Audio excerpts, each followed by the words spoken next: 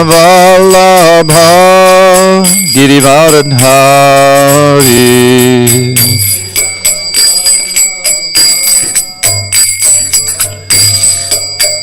Jai Gopi Janavallabha Girivaradhari.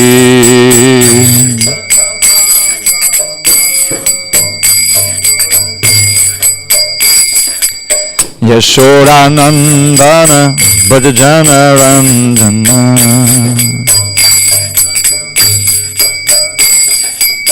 Yashodanandana Bhajana Ranjana.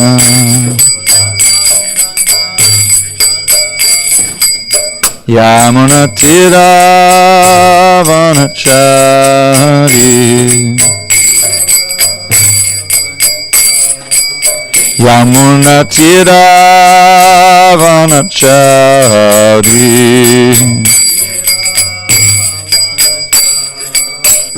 Jaya Radha Madhava Kunja Bihari.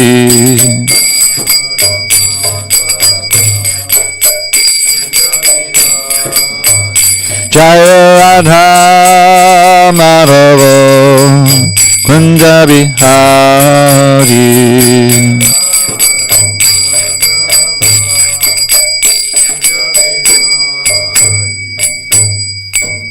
Jai Mr. Pad, Paramahamsa, Parujikacharya, Ashtotar, the Sri Srimad Divine Grace, Srila A.C. Bhaktivedanta Swami Prabhupada ki Jai.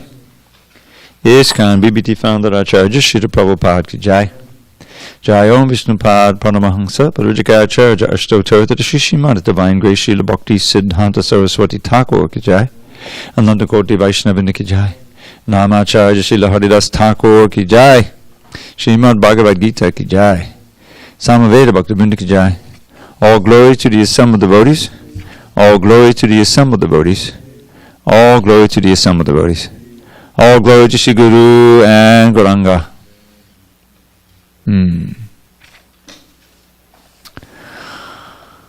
Okay. Can you fix him up on page 128? Om Namo Bhagavate Vasudevaya. Om Namo Bhagavate Vasudevaya. Om Namo Bhagavate Vasudevaya.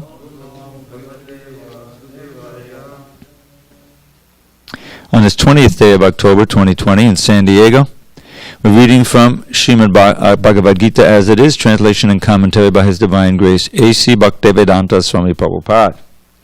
And we are in chapter 2, contents of the Gita summarized, text number 62 at the bottom of page 128. Dhyayato Vishayan Pungsa Sangasteshu Pajayate Sangat Sanjayate Kama Kamat Krodho Bijayate Dhyayato Vishayan Pungsa Sangasteshu Pajayate Sangat Sanjayate Kama Kamat Krodho Bijayate Dhyayato Vishayan Pungsa Sangasteshu Pajayate Sangat Sanjayate Kama Kamat Krodho Bijayate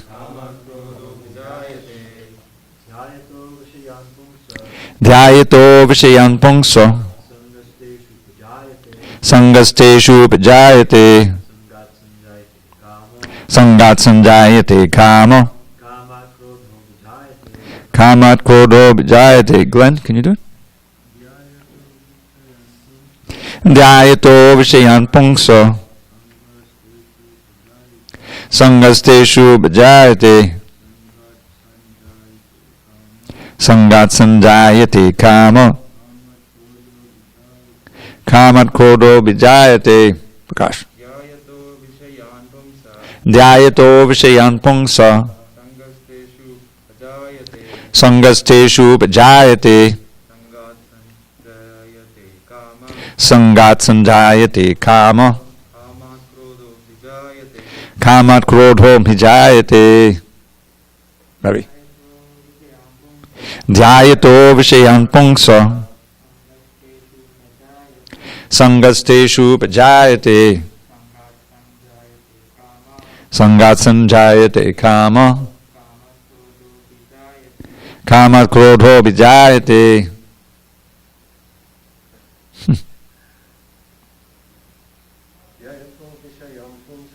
Dhyayato Vishayan Pungsa. Sangasteshu Pajayate. Sangat Sanjayate Kama.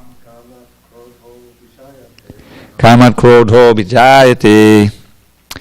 Dhyayata, while contemplating, Vishayan, sense objects, Pungsaha, of a person, Sangaha, attachment, Teshu, in the sense objects, Upajayate, develops. Sangat, from attachment, Sanjayate, develops. Kamaha, desire. Kamat, from desire, Krodhaha, anger, Abhijayate, becomes manifest. Translation. While contemplating the objects of the senses, a person develops attachment for them. And from such attachment, lust develops. And from lust, anger arises. Purport. One who is not Krishna conscious is subjected to material desires while contemplating the objects of the senses. The senses require real engagements, and if they are not engaged in the transcendental loving service of the Lord, they will certainly seek engagement in the service of materialism. In the material world, everyone, including Lord Shiva and Lord Brahma, to say nothing of other demigods and the heavenly planets, is subjected to the influence of sense objects.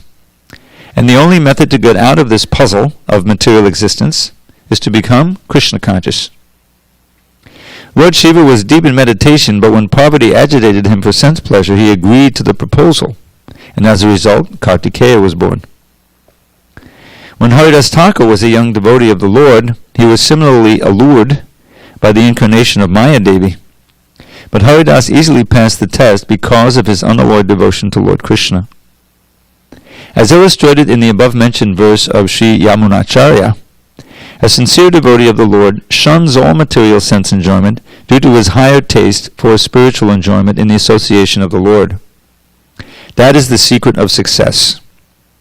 One who is not, therefore, in Krishna consciousness, however powerful he may be in controlling the senses by artificial repression, is sure ultimately to fail, for the slightest thought of sense pleasure will agitate him to gratify his senses.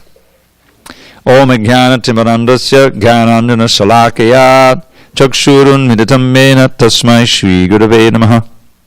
I was born in the darkness of ignorance, but my spiritual master Srila Prabhupada opened my eyes with the torchlight of knowledge.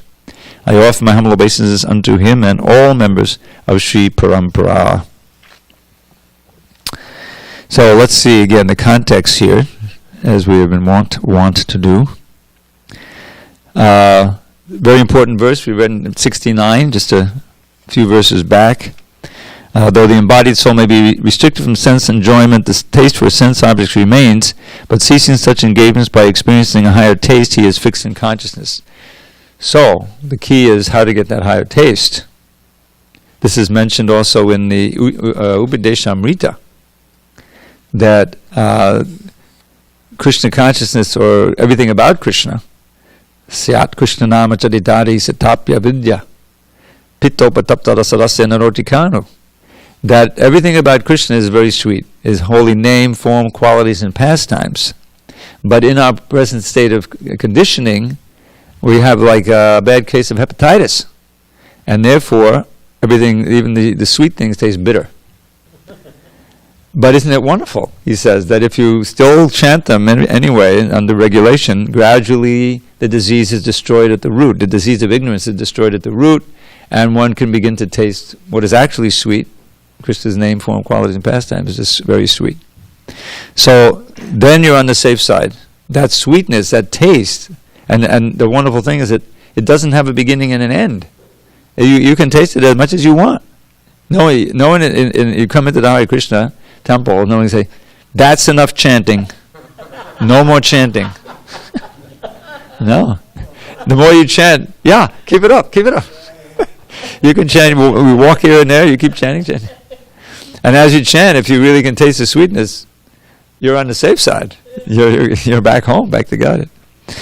So, Param Drishvandavardhate. So he's directed by seeing or experiencing directly the Supreme, you remain fixed. But, he says in 60, not so easy.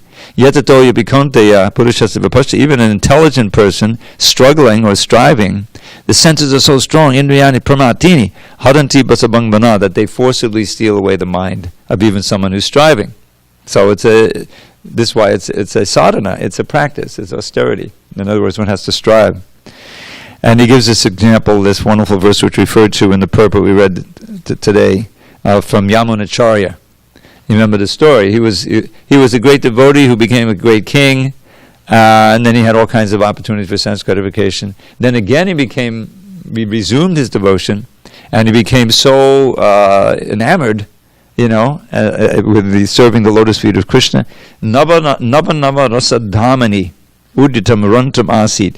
Tasting ever new, fresh rasa by serving Krishna's lotus feet. If someone is really tasting that, then he can then say the next line, and then whenever I remember sex with a woman, I just spit at the thought. Very advanced. So then the key verse 61, all those senses, tani sarvani sangyamya, has to be controlled and situated in me. In other words, an example, of course, is, remember the great king? You remember? Was his name Alex? The king who was using his ears to hear about Krishna, his hands to serve Krishna. He had an engagement with Durvasa Muni. Ambarish, yeah. Very famous. That's nice. Those verses are given there in the purport to 61. So then you can remain fixed in conscience. But now, as is often the case, Krishna does this a lot in chapter 17. Different places in the Gita go back and forth. In other words, however, on the other hand, and now he gives these two verses, 62 and 63 really go together. But he's describing how one falls under the control of the lower nature of the senses. So, the first thing is contemplating the objects of the senses. This is the entire basis of the advertising industry. Multi-billion dollars. They know it pays to advertise. Why? Because all you have to do is get the person to contemplate these objects of the senses in the most attractive way. We know how to present it, if you got the TV or, online, you can have music and everything, and of course you usually introduce some kind of sex thing, and you're going to get their attention. The whole Google and Amazon and everything, it's all based on attention, getting your attention, because that's the dhyato. Dhyato Vishayan. If they can get you to pay attention to the objects of the senses, they know that Sangastesha Bhajayate, the attachment will come. And if they really get your attention, then they can go to the end of karma. I gotta have it. I don't care how much it costs. Right? And they gotcha. So that's exactly what Krishna is describing here. And he's describing how it's a progression here. So, first of all, I just want to point out one thing. The second line, the beginning of the second line, Sangat Sanjayate Kama, that's often quoted in another context, alone as a saying. Very important. Because Sangha can also mean association, sadhu Sangha. It doesn't mean attachment, it means association. What happens when sadhus get together and they glorify Krishna, is very important. They help each other to be Krishna conscious. So, Sangat Sanjayate Kama alone means those who you associate with creates your desire. In other words, if you hang out with devotees, you'll be the desire to find out more about devotional service, practice devotional service. That's why Rupa Goswami says, Adhau Shraddha, the first thing is a little faith in the process to bring you in the association of devotees. Adhau Shraddha, first faith, preliminary faith. Adhau Shraddha tadak sadhu sangha. And the sadhu sangha is all important. That has to happen. You have to associate at least with one other devotee. And what will happen? Sangat sanjayate kama. Not lust, but a desire. You'll get a desire to at least find out more about devotion, maybe practice devotion like that. And that's all auspicious for you. That's on the good side, But here he's speaking wholly about becoming entangled more and more in material consciousness, modes of nature. So you can see the progression. You're contemplating him, you get an attachment, and if you keep contemplating, and the attachment grows until it becomes an obsession, But this kama, as described at the end of chapter 3, is never satisfied and burns like fire. So therefore, you inevitably become angry. People who are too lusty, who are too desirous, they're always looking, they always feel victimized, or their plans didn't work out, because there's no end to kama. Kama immediately leads to greed, and greed is endless, and there's always some obstacles, and this is like the mafia. They don't have any morality. It's just whatever power we can have, and we got our group here, and we'll try to get as much as we can. We don't care if we kill and hurt like that. That's the demonic side. So this is the side, it's dangerous, this whole progression. So kama krodha vijayate, and krodha is very dangerous. It's really a manifestation of the mode of ignorance. You lose your, as will be explained in the next verse, you become bewildered, and you'll do something that you later regret. You may regret it your whole life. Become angry at your brother. I'm sorry, I just have to bring this incident up. I don't think I ever spoke about it in class. I was just a little kid, and I grew up in this little apartment. This is one of the problems. We only had one bedroom, and me and my brother, my father and my mother living in this little apartment back in Long Island, New York, in the 50s and 60s. So my brother was about 4 years older than me. And we had our little projects we were making. I had built this little house of plastic bricks, and he had done some artistic thing with cards and stuff. And somehow we got into this argument. It just escalated. Now I'm just, I'm 4 years younger than him, and I was like 11. He was 15. Like that. So he was quite a bit bigger than me. And eventually it got to the point where I was just, we were both infuriated, and I took it. He had won some trophy for baseball, a little baseball thing, a little figurine. It wasn't a deity, Murti. And so I pulled it down off the TV, and it broke the bat off the guy. That was it. That was the maha offense, And he started coming at me, and I said, I'm a goner, and I was screaming.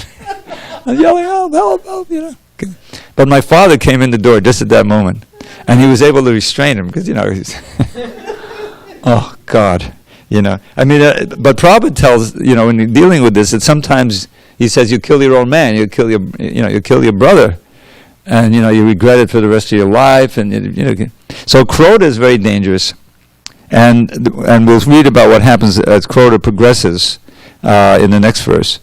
But Prabhupada gives this wonderful example in his purport. So he's talking about Shiva was agitated by Parvati, but more, he will often give the example of Vishwamitra Muni. These great yogis, another one is Sabri, meditating in the Yamuna underwater for years and years. So these yogis, they can do these incredible things. They get great powers. They can live for a long time. They can control the senses. They get all these mystic powers and everything.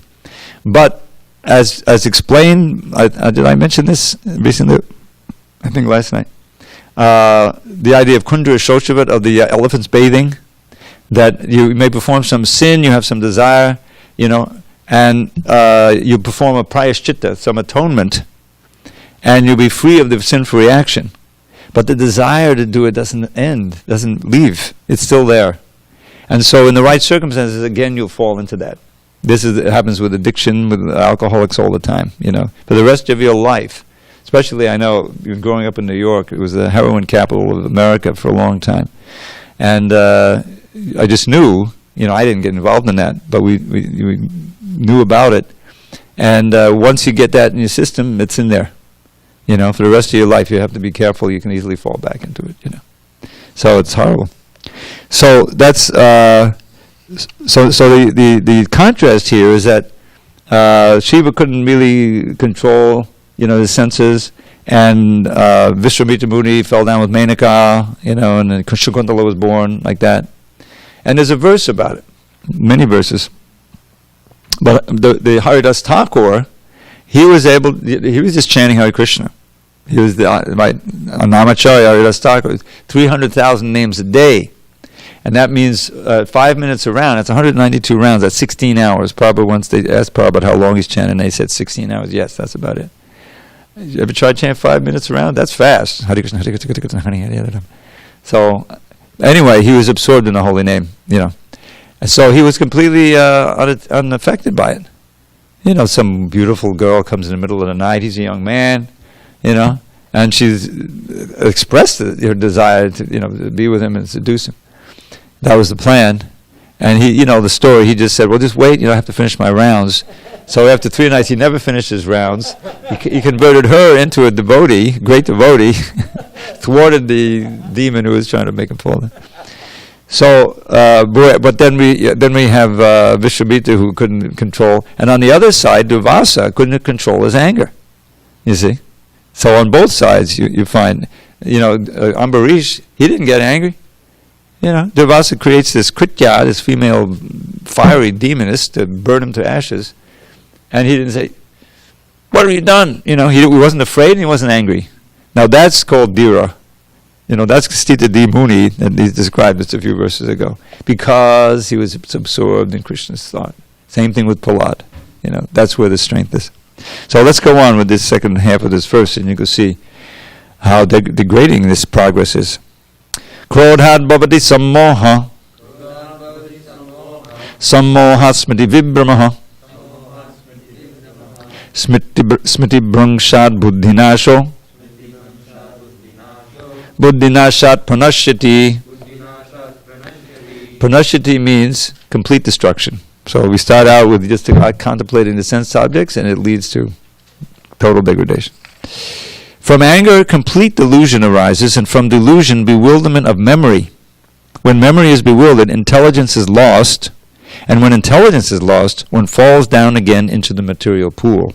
So it always comes back to the intelligence. Now we're feeding the intelligence, we purify intelligence by hearing Bhagavad Gita, thinking about Bhagavad Gita. It's very important. Srila Goswami has given us this direction. Also you say, Prapan chikataya buddhya harisambandhi vastunaha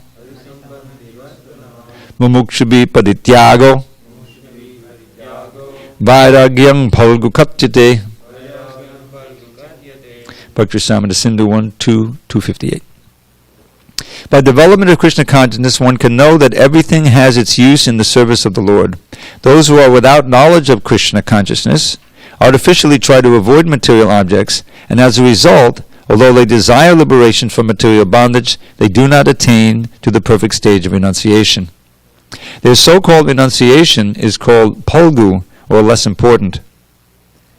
On the other hand, a person in Krishna consciousness knows how to use everything in the service of the Lord. Therefore, he does not become a victim of material consciousness.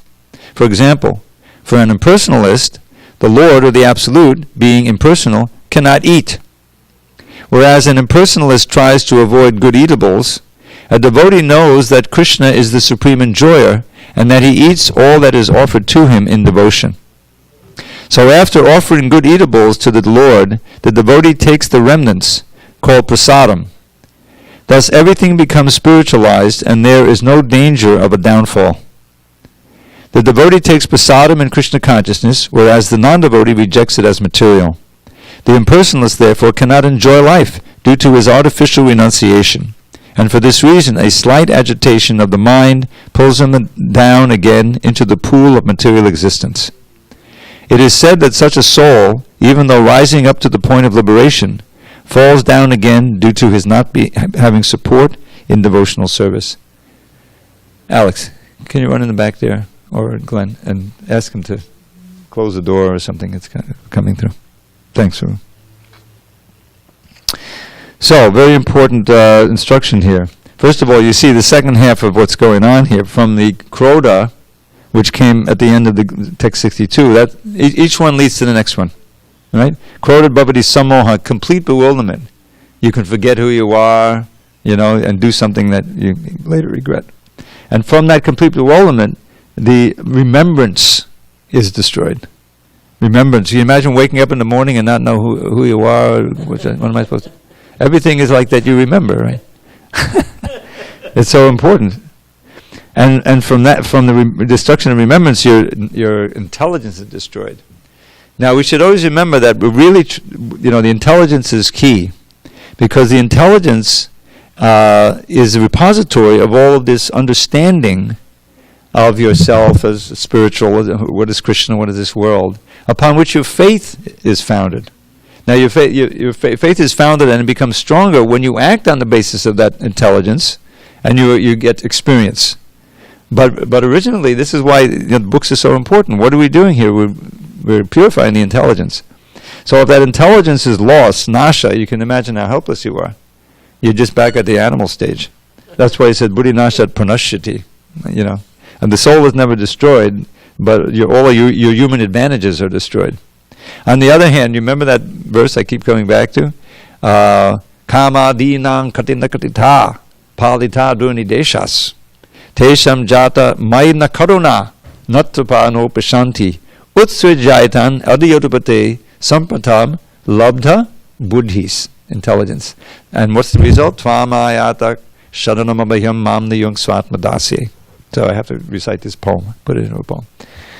In how many ways have I sought to obey the seductive demands of my wicked desires? They've shown me no mercy, yet on I've gone shamelessly trying to quench lust's unquenchable fires.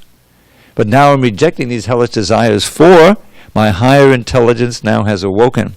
O Krishna, O shelter of fearlessness, please let me serve you with faith that will never be broken. So the idea is, he's not saying, oh, now I understand. Now I'm rejecting it, and that's the end of it. No, the fourth line in the verse says, now he approaches Krishna, because the senses have to be engaged. You can't just say, I understand, and I'm just going to be in samadhi and not engage in anything. The senses need engagement, purification. Otherwise, you're sure to engage them in materialism. So now I'm understanding, I don't want to obey these demands so many lifetimes. Lust, anger, greed, these have been our cruel taskmasters. They're never satisfied. They don't show us any mercy. So how can we escape? We have to strengthen the intelligence. My intelligence has been strengthened. I regained my real intelligence. And therefore I'm approaching you. Please engage me in your service. That's auspicious. We have to serve. That's our nature. That's our dharma. So either we're going to serve Maya or we're going to serve Krishna. So in our conditioned state, we don't even know anything about Krishna. So we need the association of devotees to develop some faith, to begin the process. And this, the beginning of the process, then the whole thing, is auspicious. And the more that we can, strengthen the intelligence and control the senses, and engage in the right thing, and surrender, and then after some time it becomes spontaneous. Just like you don't have to be, said, okay, now everybody, be sure to breathe. You're breathing. You're gonna, you do it without thinking. So the pure devotee serves Krishna without thinking. It's natural. As much as the materialist automatically goes for the sense gratification, the devotee goes to serve Krishna. And it's not like an austerity. It's pleasure. It's pure pleasure. Doesn't end. Prabhupada showed us, he's 75, 80, and he was still enjoying like anything. Showing. Of course the body was, breaking down, but he wasn't like a materialist. Oh, I can't enjoy anymore. Bhaddi Narayan Maharaj tells the story, I had forgotten about his grandfather. I thought he was talking about his father. Couldn't enjoy anything, one little drop of candy. I said, that must be orange. Can you imagine? Someone who, was in the full youth, you could enjoy all the senses, that's what happens to everybody. You have two choices. You can grow old and sick and then die after a big struggle, or you can die prematurely, get an accident or something. That's your choice, electrocution or hanging. Which would you like, sir? That's material life. There's no upside. It's just illusory. Yeah. Do we have the mic? No mic. All right, I'll repeat. Go ahead. I also have a complaint against Krishna. He gives very little pleasure and he takes it away, and then he makes us work. It's very hard to achieve it. Oh, the material pleasure? No, I mean, even in bhakti, he gives a little bit of sweetness in the beginning and he takes it away. No, he doesn't take it away. We turn away from it. It's our fault.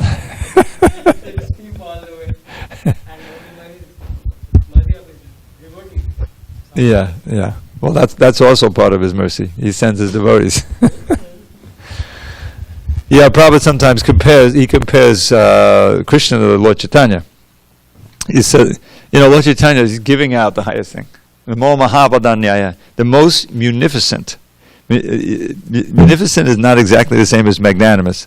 Think of it this way: magnanimous means easily forgives, and munificent one who gives. He gives. He's very, very generous. But there's some to that magnanimity, probably. So, Krishna demanded, Sarva dharma parityajya mamekam sharanamaja. Surrender unto me, and I'll relieve you of all your sins. Do not fear. You're my friend. Mandana bhavamad bhakto. You'll come to me. No question. But you have to surrender. Lord Chaitanya says, no, he doesn't say that. He says, come, join the party. Join the Sankirtan party. Just take the holy name. Everything will come from there. You'll want to surrender. You want to know more. So yeah, but this is in our present state. This is the only process that can possibly work.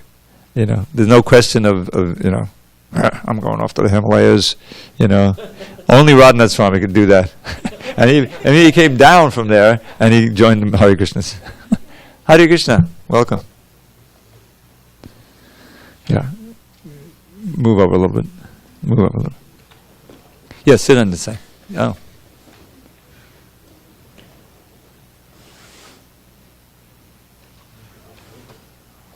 Wow. Yeah, okay. So, we need books.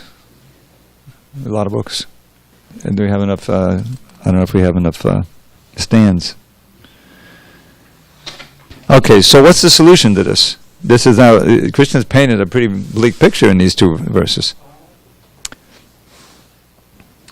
We're in the part of the Bhagavad Gita where Krishna describes how one becomes entangled in this material world.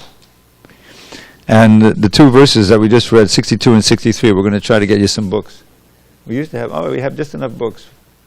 I don't know how many stands we got, but we got enough stands? All right. You can use those white ones too. Oh, you got enough? Okay. Yeah, we got 5 right here. Just give them right here. That's his personal one. Oh, you lock it. It'll collapse. Yeah, just like that. That one's backwards. There you go. It'll work. Yeah, just that's it. There you go.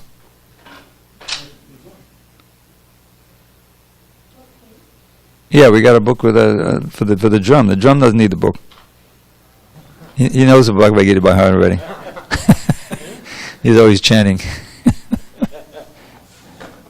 Okay, we are on page 130. Actually, yeah, 130 at the bottom. Text 64. All right. Okay. You'll have to hold in your hand, or you can get another. Actually, there's another. Those big white ones. You can get. Yeah, stand in the, or sit in a chair, whatever. All right, text 64. Raga dvesha vimuktaisthu vishayan indriyaischaran atmavasya vadheyatma prasadam adhigacchati. Well, there's a word we all recognize. Prasadam. You get the mercy.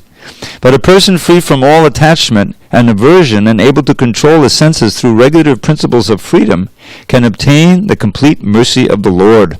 Purport. It is already explained that one may externally control the senses by some artificial process, but unless the senses are engaged in the transcendental service of the Lord, there is every chance of a fall. Although the person in full Krishna consciousness may apparently be on the sensual plane, because of his being Krishna conscious, he has no attachment to sensual activities. The Krishna conscious person is concerned only with the satisfaction of Krishna and nothing else. Therefore, he is transcendental to all attachment and detachment.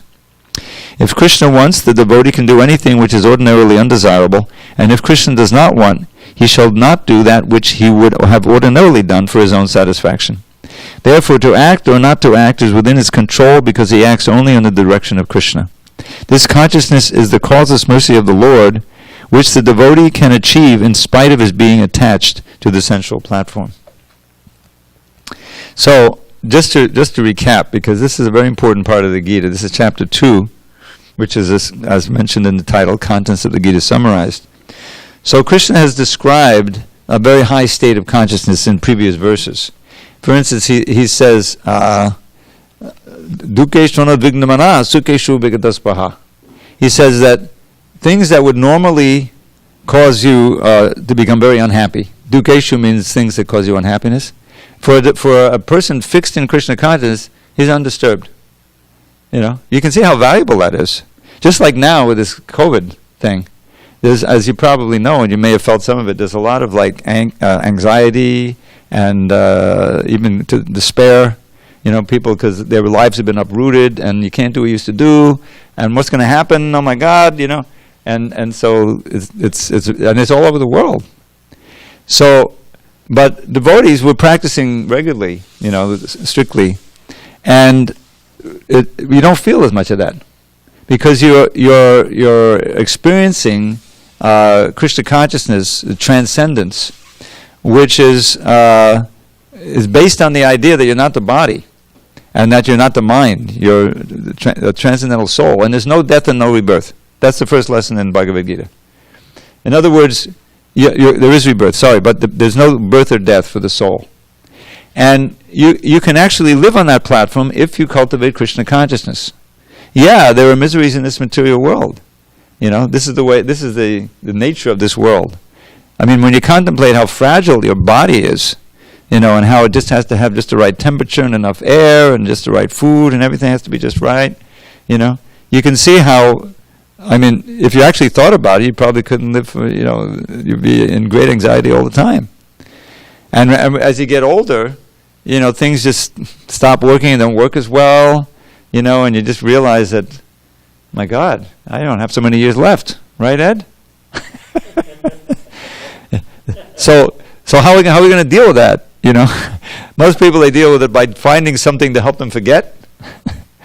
Some entertainment or some whatever it is, some intoxication or anything. But in Krishna consciousness, we're meant to face reality. We want the truth. And the wonderful thing about it is that it's not all there is. That this material life is actually a grand illusion. You're not the body. We're not Americans. I know you're not American, but I'm just kidding. In other words, basically it doesn't matter where we are, we're spirit souls. We're pure spirit. And the nature of that spirit is to be eternally happy in bliss. That's what we're supposed to be. We've lost that. Why have we lost it? Because we turned away from Krishna, who's the reservoir of all happiness. That's why Prabhupada said here that the Krishna conscious person, he has no attachment to sensual activities. He's only concerned with the satisfaction of Krishna. So immediately the material mind says, well, what about me? Where's my satisfaction? I don't know what is that. But here's the trick. Here's the very important point. That we are part and parcel of Krishna. In other words, the thing about Krishna consciousness is when you actually become a little Krishna conscious, not fully Krishna conscious, but you're chanting, you're forgetting yourself and you're thinking of Krishna. When you're just absorbed in the holy name, you're not thinking about yourself, you're thinking about Krishna. Then there's a certain pleasure there. It's a little taste of that infinite, unending, ever-increasing pleasure of that pure devotees experience and that they experience in the spiritual world. So, now Krishna is always blissful. Why not? If you were God, wouldn't you arrange things so you were always blissful? If you were all powerful? Yeah, of course. But it's not a selfish, vicious kind of happiness. He's taking his pleasure in what we know really where the pleasure lies, loving exchange. Loving and being loved. He takes pleasure in making his devotees happy and giving them a chance to serve him, which causes them bliss because they love him. That's why they're concerned with Krishna's happiness. We don't know the real standard of love, which is beyond the whole idea of sense gratification. It's completely absorbed in experiencing the happiness of Krishna consciousness by loving Krishna and experiencing his love for us. That's what it's all about. So now back to our verse here. Since Krishna says in the 15th chapter, Mamai Vangso Jiva Loke. Angsha means a particle. We're part and parcel of God. That's why we want to be happy all the time, but we're frustrated because we can't do that within matter. It's not made for that. This material body and the material world are really a kind of reformatory, almost like a prison. But it's not. But Krishna doesn't want us to, eternally suffer. It's not. He wants us to become awake again, to understand the real platform of our enjoyment, and that we should come back home, back to Godhead. That famous phrase. So now back to our verse here. Raga Dvesha Vimuktais 2. In the previous two verses, which you missed, I'll just recap. I'll read the translation. Krishna describes something we've all experienced, which is how we get contemplate things and become attached to them and want to enjoy them, and what that leads to. While contemplating the object of the senses, a person develops attachment for them, and from such attachment, lust develops. Now, lust is means in English sex desire, but here it encompasses all the things that we want to enjoy, not just sex. Lust develops, and from lust, anger arises. It must, because it has to be frustrated. We can never truly fulfill all our material desires, and that frustration, when it becomes really painful, is called anger. So what happens when anger comes? From anger, complete delusion arises. And I gave the example how one can, I told the story about this fight I had with my brother when I was about 8 years old. He was like 4 or 5 years older than me, and I was just a kid, and he was bigger and everything. And it kept escalating, and we were both furious at each other. And I broke one of his trophies that he'd won playing baseball. Oh my God, maha offense, And he was coming after me, and I knew I was a goner. I was screaming and yelling. My poor mother was sitting in the kitchen. She didn't know what to do. And my father came in just at that time and saved me, And I always remember that. But I mean, the anger can just escalate, and so that's why it says you lose your. What does it say here? From anger, complete delusion arises. From that delusion, bewilderment of memory, and when memory is bewildered, intelligence is lost, and when intelligence is lost, one falls down again to the material pool. So when you think about it, what really distinguishes a human being? The higher intelligence, right? You can't reason with some mad dog, I mean, if it's really mad, he has to be put down, But you can reason with someone who still has some intelligence left, and he can learn to have self-control. That's what civilization means, right? You instill morality, ethics, and like that. So, what's the solution in Krishna consciousness to avoid this syndrome? Raga Dvesha Vimuktais tu Vishyan. And the key word is vidheyatma. There's a word in this verse called vidheya. Vidhis are the rules and regulations, and atma means the soul, right, or the self. So, he can control the senses through regulative principles of freedom. So this indicates sadhana bhakti, the practice of devotional service. Just like some of you may have practiced hatha yoga. Have any of you practiced hatha yoga? You know about it, right? It's kind of bending and stretching, standing on your head and everything. So it's a system that helps you become healthier, and it stretches certain things and helps the organs inside and everything. There's a science to it. So. Similarly, there's a science to bhakti yoga. Because we're dealing here with the most important aspect of our being, which is our consciousness and our mind and our intelligence. So when that consciousness is absorbed in this syndrome here of trying to enjoy, getting angry, getting frustrated, going here, going there, then we're not Krishna conscious. Then we've forgotten completely our nature as spirit soul. We're identifying with the senses, with this material body, which is just a complicated machine. It's not us, And eventually you get another one, and that's part of what it means to be suffering in this prison house of the material world. Birth, death, old age, and disease. So Bhagavad Gita, Krishna's teachings, and the science of bhakti, yoga, is meant to give us a process. Just like Hatha Yoga, you come into the studio for the first time. Okay, here's what you do. Don't overdo it, You just stretch a little bit, raise your hands, and now try to touch your toe. Many people get down to their shins, maybe, and just lift up, slowly, and then, and gradually, And if you follow the instructions, it works. You become more limber, you feel more healthy, like that. So similarly, Bhakti Yoga works. And the regulative principles of freedom, they're explained in our other books in detail. The basic thing here is to, first of all, think of Krishna. How to do that. In this age, the easiest practical way, most effective way is chanting the name, this Hare Krishna mantra. Have some of you tried chanting? You've done some chanting, right? Yeah. So there's something there, if you really get into it, especially if you're dancing and moving to the music.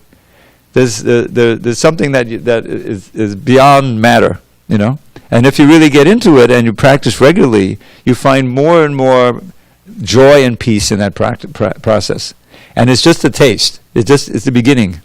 If you really develop your Krishna consciousness, you can escape this syndrome of trying to find the pleasure through the gross senses, and rather find the pleasure in cementing and experiencing your spiritual relationship with the Supreme Spirit, Krishna. It's real, The idea, isn't it, just think of it, isn't it absurd to think that this whole creation, just contemplate our body for a minute as a machine, what it is, how complex it is. Ask any doctor, I worked in a hospital for over a year when I was back in the 70, 71, 72, before I joined. And then I used to sometimes go into the little office or take a break, and they'd have these magazines. And they've got magazines just for the kidney and the brain, and this disease, that disease. And this was like about 50 years ago. So the knowledge is always increasing. And they're learning so many things about the hormones, how they're working, the balance. It's an extremely complex thing. And when it gets a little out of balance, and then there's the disease, and how to fix that. So and that's just this body. There's so many different bodies. The heavenly bodies, how everything is moving. So how can that you can possibly think that there isn't an intelligence behind that? Did this complicated machine just appear? If you see some watch lying on the ground, you just say, well, that's interesting. It must have grown there. There's some grass. Of course not. So there's some intelligence behind it. Somebody dropped it, So the point is, there has to be a God. There has to be a guiding intelligence that figured all this out. It's so complicated. I used to work in the BI. It was called the Bhaktivedanta Institute, which is scientific preaching. I did some editing, but I know some of the people, Juda Karma, Prabhu, Sadhaputta. I spent some time working with him. And there's a book. I'm going to write to Juda. I keep telling myself to write to Juda Karma. There are so many things that if it didn't work just right in the universe, then the whole thing wouldn't work. It would all collapse, or all the planets would just go. There's a bunch of these factors that indicate that there's somebody planning it. There's an intelligence behind it. So what is that? Who is that? How can we understand that person fully? And so the logical, solution to that is, well, we can only understand such a great person if they reveal themselves to us. That's the only way. Our speculations aren't going to make it, because we have this little tiny brain. And, this is about infinite consciousness. He says in the 7th chapter, Vedaham samaditani vartamanani charjana bhavishani bhutani mamta vedana kashana. This is one of the most amazing things, what you think what Krishna has. I know everything that happened in the past. I know everything that's happening now, and I know everything that's going to happen in the future. Just try to contemplate what kind of knowledge that means. That's God, Don't you want him on your side? Don't you want to be friends with him? So Krishna consciousness is a way of systematically developing one's activities, its full lifestyle, by which God progressively reveals himself to you, because you're purifying your senses and mind, your intelligence through the process of Bhakti Yoga. So that's all in this Videyatma, the regular principles of freedom. It sounds like an oxymoron. You know what an oxymoron means? A seemingly contradictory phrase. Regular principles of freedom. Regular principles mean that there's less freedom. But the point is that by regulating, you free the soul from all of this illusion and ignorance, and ultimately free yourself from the material plane entirely. You see? So by regulating, by discipline, you can come to the point of complete freedom. And that's what bhakti is aimed at. And in this way, one can avoid this syndrome of contemplating the object of the senses, developing attachment and lust and anger and all of these things. Because the objects of the senses are going to be there. But you say, okay, probably gives the example of eating, right?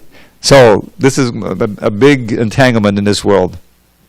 Eating meat, you're encouraged. So, those poor cows, I didn't know anything about that. I think, oh yeah, I'll go have a hamburger. Didn't think twice about it, But there's a behind that, hamburger was a living, breathing, sentient animal that suffered. So you could, and you don't need it. I've been a vegetarian since '72. Still moving, still doing the thing. It's completely unnecessary. I'm proof of that. No one can convince me otherwise. So the idea is that, okay, we have to eat. So now there's a whole art of, with vegetarian foods and so forth, you can prepare wonderful preparations and offer them to Krishna, and then partake of the remnants, and that's an act of love. In other words, you're giving the Krishna, he's giving back to you, he's tasting it. And it becomes, the same tongue is active, you're still eating, but it's not entangling you, it's liberating you. You see the art.